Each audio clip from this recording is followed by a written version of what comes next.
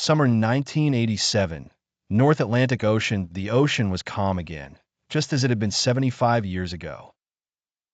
Lena Hartley stood on the deck of the research vessel Argo Explorer, wrapped in a navy blue coat, silver hair pinned back, her hands trembling slightly, not from fear, but from the weight of the past. She was 91 years old, and she had returned. For the first time in her life, Lena was sailing back toward the coordinates she had never forgotten, the final resting place of the Titanic. The dive earlier that year, explorers had done the unthinkable. They had found the Titanic, 2.5 miles beneath the sea, split in two, cloaked in rust and silence. The great ship had been discovered after decades of being lost to the deep.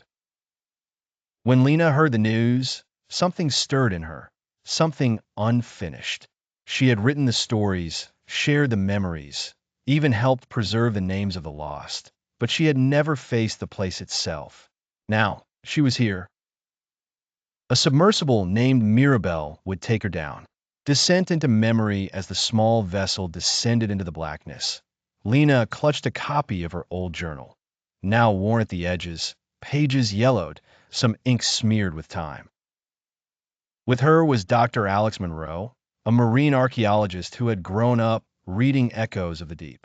"I still remember your line," he said quietly through the comm system. "Even the proudest ships must respect the sea."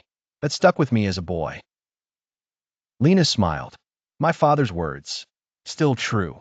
Then, out of the dark came shapes, shadows, and finally, the unmistakable bow of the Titanic, rising from the silt like a cathedral carved by time. Lena didn't cry. She just whispered, "Hello again." The sub passed over the grand staircase, now collapsed. The promenade deck, stripped of glass. Porcelain cups still resting on shelves. Shoes scattered like quiet tombstones. Lena said nothing at first. Then she opened her journal and began reading aloud passages written by candlelight 75 years earlier. The stars were so bright. I remember thinking they would stay that way forever. "Mrs. Langley, let me hold her baby for a moment." He laughed. "I hope he made it." A violin song I'll never forget. Each word hung in the silence of the deep. Dr. Monroe turned the lights off. The only illumination now came from bioluminescent fish and the flickering subsensors. "I wanted them to know I came back," Lena said. "Not to disturb, just to say thank you." And I remember, the letter before sending, Lena did one last thing. She placed a small, sealed tube into the seabed beside the wreck.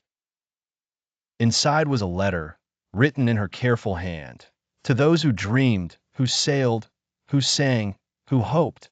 You are not forgotten. You never were. You lived beyond your time. You became stories, and I carried you with me always.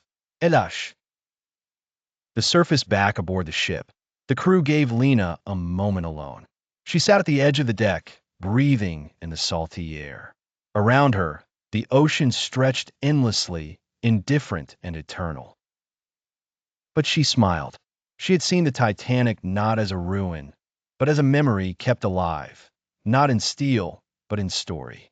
And as the sun began to set over the sea, Lena whispered one final line to the wind. "Good night, ship of dreams."